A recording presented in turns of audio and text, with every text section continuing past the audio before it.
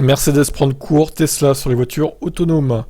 Premier système certifié niveau 3 en décembre dernier, le Drive Pilot de Mercedes sera proposé en option sur 2 véhicules de la marque à partir du 17 mai. Fin 2021, Mercedes est devenu le premier constructeur à obtenir une homologation de conduite autonome de niveau 3 pour son assistant de conduite en embouteillage baptisé Drive Pilot. La marque allemande commercialisera ses premiers véhicules équipés de cette technologie d'autoconduite à partir du 17 mai. Les deux modèles éligibles sont la classe S et la voiture électrique EQS. Les acquéreurs pourront opter pour le système Drive Pilot en option. Comme on le détaille dans un article publié fin mars, ce dispositif peut certes assurer une conduite autonome, mais uniquement sous certaines conditions. Concrètement, le Drive Pilot est susceptible de prendre le contrôle du véhicule sur un tracé préalablement archivé par Mercedes, vierge de tous travaux, ronds-points et autres feux de signalisation, et uniquement lorsque la vitesse du véhicule est inférieure à 60 km/h. Autrement dit, principalement sur un axe autoroutier avec un trafic dense.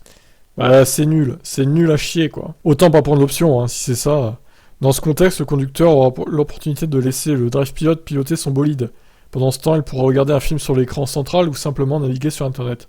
Pas question de piquer un petit somme en revanche, puisque le conducteur doit toujours être en mesure de reprendre la main en quelques secondes. Côté tarif, les clients devront débourser 5 000 € supplémentaires pour s'offrir les services du Drive Pilot avec une classe S et 7 430 € avec une EQS. Alors pourquoi c'est plus cher avec la EQS que la classe S thermique ? C'est quand même un tiers plus cher, un quart plutôt, quasiment, donc c'est quand même beaucoup.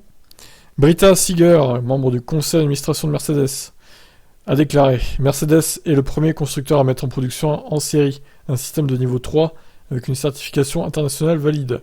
Dans un premier temps, nous proposons en Allemagne cette technologie dans la classe S et l'EQS. Par la suite, nous voulons également obtenir la certification pour les États-Unis d'ici la fin de l'année. » Il n'y a pas de quoi se réjouir, vu les conditions dantesques pour utiliser le truc, ça sert à rien d'avoir ça. Autant garder la conduite semi-autonome de niveau 2 que possèdent déjà la plupart des véhicules récents, tout simplement. Et on n'est pas obligé de se traîner à 60 km/h.